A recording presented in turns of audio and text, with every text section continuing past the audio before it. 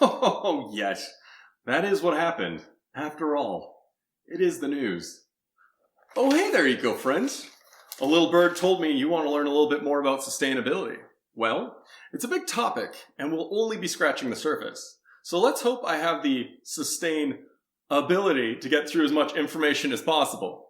Sit back and take some time to appreciate the topic and maybe learn a thing or two about how you can be a better contributor to tomorrow. And maybe, at the end, you might even want to, hug a tree.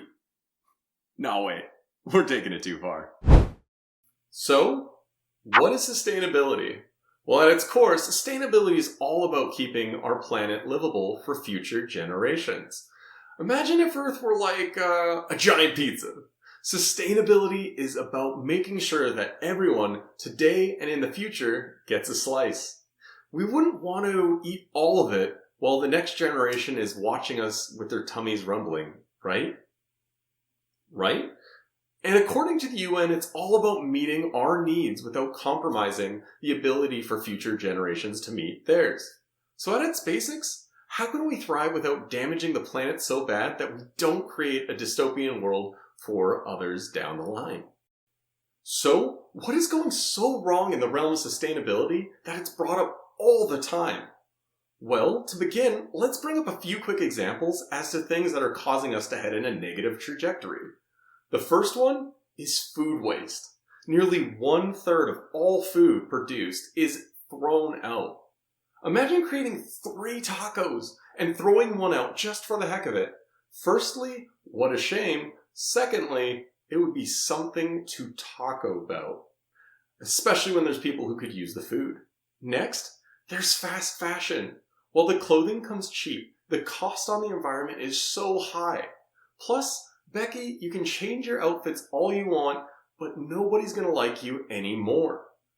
Then, there's disposable plastics. It's crazy that something that you use once will last for so long. Shouldn't something that could be here for hundreds of years speak to the importance of that item?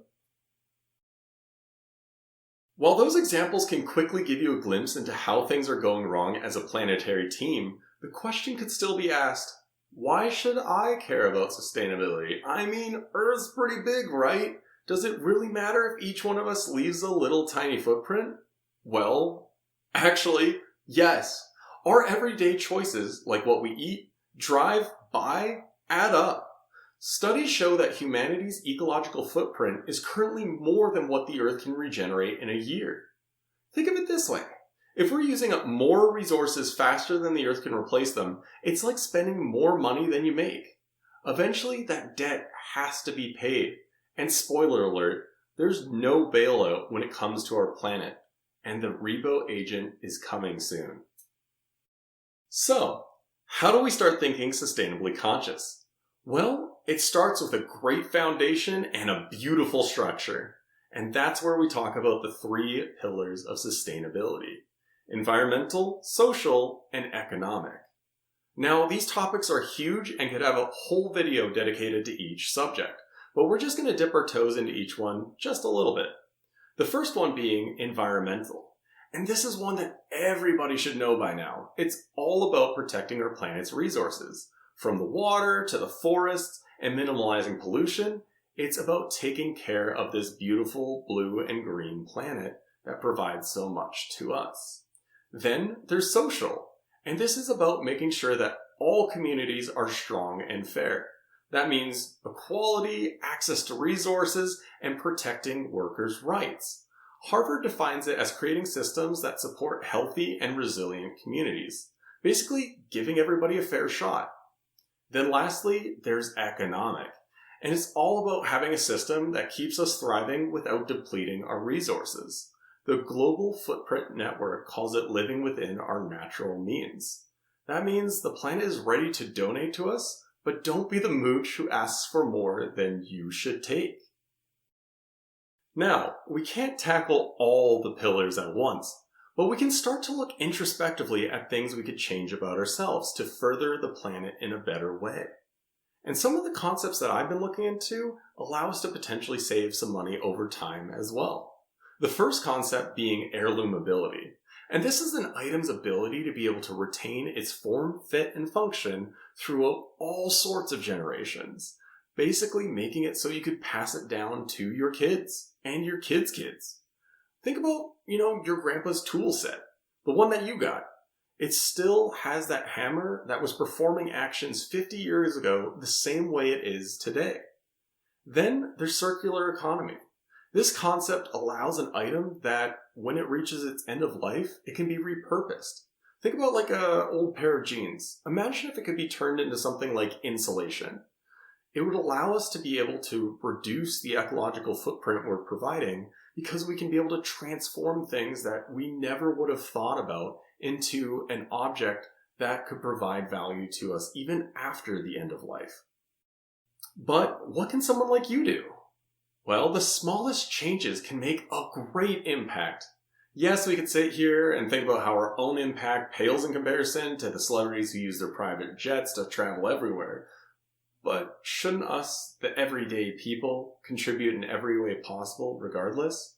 If we, the people, each made small changes, it can make an impact that the planet needs. And even better yet, we can speak with our wallets and our voices to force big change, obligating corporations and big impact figures to change for the better, even if they weren't really intending to do it on their own volition. Introspectively looking, we can start to look at our routines, our products we use, and how we contribute to society to make the planet a little more sustainable. These changes take time, but we can plan it well and be the difference we want to see. So where do we go from here? Now, we could go from 0 to 100 real quick by signing up for every local cleanup, starting a nonprofit focus on sustainable change, and permanently standing still to ensure we never have an impact on the environment. Or we could do something a little more digestible, which doesn't even change up your routine at all. We could start using different products that have a better upstream impact. So, what are some examples of sustainable swaps? Here are some that I think you'll like. The first one being shampoo bars. No plastic, less waste, and they actually last longer. Plus, I made this useful little guide to help you understand how to use them. Then, there's dish soap bars. And yes, these actually exist. They're great for the planet and look kind of fancy next to your sink. And that I also created a how-to video for it as well. Then lastly, ensure you have a reusable coffee cup. Save a cup each time you get coffee, and that adds up fast. But unfortunately, this is one that I don't have a how-to video on, but I'm pretty sure it's self-explanatory. And last but not least, a quick note about what we're doing here at Respectful Goods to contribute to a greener world. The products that we list on our website are designed to be as eco-friendly as possible, with everything from recyclable materials to ethically sourced products. Our goal is to make it easy and affordable for you to make more sustainable choices every day, providing you with solutions that make sense for you. We're here to help you on your sustainability journey, one small change at a time. Thanks for tuning in, and if you want to support our channel further, feel free to take a gander over to respectfulgoods.com. We've got all sorts of things that would be able to make your life a little bit easier and help the planet. And don't forget to like, subscribe, and comment down below with something that you may have found helpful from this video. And remember, sustainability is not about being perfect. It's about doing what you can. So catch you next time, eco-friends, as we've got a lot more to talk about. I brought it back, like from the beginning where we did that little bit about, like the taco and, throwing it out, and somebody cut me off.